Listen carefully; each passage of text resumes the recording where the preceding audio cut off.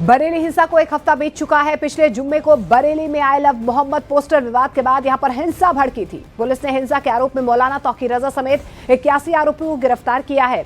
आरोपियों के घरों पर बुलडोजर एक्शन के साथ ही कई प्रॉपर्टी सील किए गए थे। आज एक बार फिर से जुम्मे की नमाज है। इस बार कोई गड़बड़ी ना हो, इसके लिए पुलिस और प्रशासन से सख्त इंतजाम पुलिस की तरफ से किए गए हैं। पिछले 2 दिन पुलिस लगातार फ्लैग मार्च कर रही है। पुलिस खास एहतियात इसलिए भी बरत रही है क्योंकि विजयदशमी के अगले दिन हिंदू समाज की तरफ से यहां पर जुलूस भी निकाला जाता है। इस बीच खानदान आला हजरत ने अपील की है कि लोग अपने आसपास की मस्जिदों में ही नमाज पढ़ें, किसी भी तरह की अफवाह का हिस्सा ना बने और ना ही उन्हें सोशल मीडिया में फैलाएं। पिछले जुमे को बरेली शहर में जो घटना हुई वो काबिल अफसोस है और अब आइंदा कोई इस तरह की घटना न हो, उसके लिए पहले से हम तमाम मुसलमानों से अपील कर रहे हैं जुमे की नमाज एहतमाम के साथ पढ़ें और नमाज पढ़ने के बाद वो फ़ौरन अपने घरों को वापस चले जाएं या अपने कारोबार में लग जाएं और किसी भी एतबार से चौक चौराहे या किसी के बुलावे पर वो भीड़ का हिस्सा न बने और रोडों पर सड़कों पर न निकलें।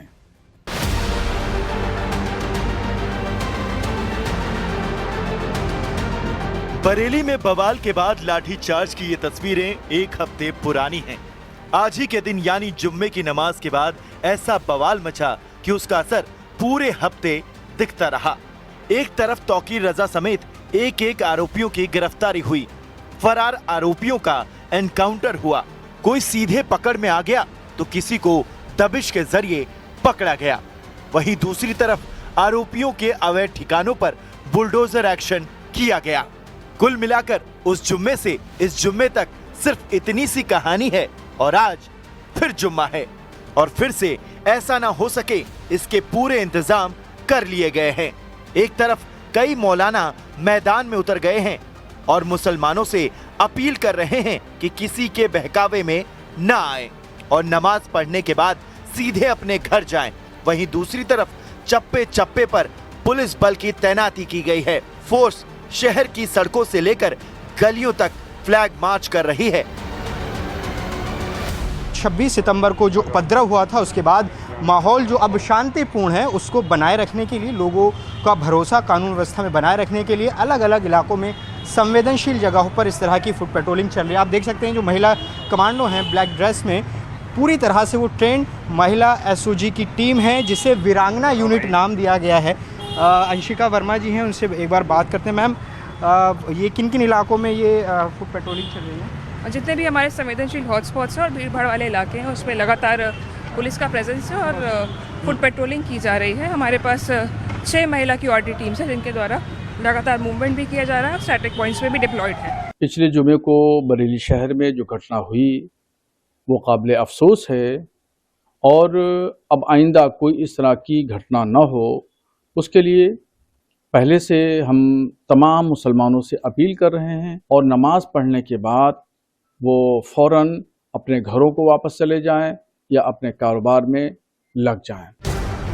दरअसल अब धीरे धीरे लोग जानने और समझने लगे हैं कि ये पूरा मामला एक बड़ी साजिश का है। कुछ लोग अपने निजी फायदे के लिए मुसलमानों को भड़का रहे हैं और प्रदर्शन के लिए उकसा रहे हैं। यही कुछ पिछले जुम्मे के दिन भी हुआ जब तौकीर रजा के बुलावे पर भीड़ मस्जिद में नमाज के बाद इकट्ठा हुई और फिर हिंसा और बवाल शुरू कर दिया। लेकिन आज या आगे ऐसा ना हो, इसकी अपील अब सरकार और मौलानाओं की तरफ से भी शुरू हो गई है। कोई भी पॉलिटिकल शख्सियत हो या मजहबी शख्सियत हो या कोई भी संगठन हो, अगर बुलाता है तो कतई उसकी बुलावे पर धरना प्रदर्शन एजिटेशन करने के लिए रोडों पर न उतरें और न जाएं। हमारे समाज के लोगों को जबरदस्ती सड़कों पर उतरने के लिए कुछ लोगों ने, कुछ हमारे समाज के मौलाना लोगों ने बहकाने का काम किया। ये पूरी तरीके से गलत है। मैं खासतौर पर अपने समाज के भाइयों से जरूर अपील करूंगा कि हमको किसी के बहकावे में नहीं आना चाहिए, किसी का राजनीतिक इस्तेमाल, अपना राजनीतिक इस्तेमाल होने से बचना चाहिए। दरअसल बरेली इकलौता शहर नहीं है। आई लव मोहम्मद के नाम पर कानपुर से शुरू हुई अफवाह ने एक के बाद एक देश के कई हिस्सों को अपनी चपेट में ले लिया और कई जगहों पर तो हिंसा भी हुई, जिसके बाद पुलिस को कार्रवाई करनी पड़ी।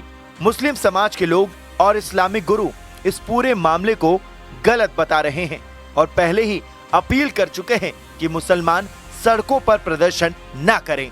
कोई इसे चिढ़ाने वाली हरकत बता रहा है तो कोई इसको कुरान के खिलाफ बता रहा है।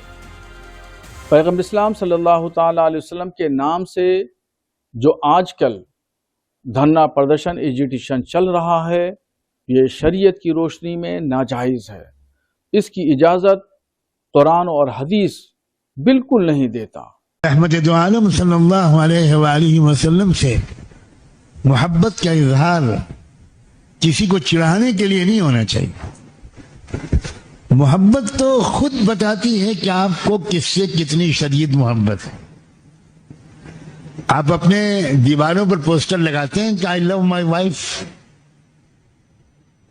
मुझे अपनी बीवी से बहुत मोहब्बत है। कोई मुसलमान ऐसा नहीं है जिसके दिल में मोहब्बत ना हो मोहम्मद की।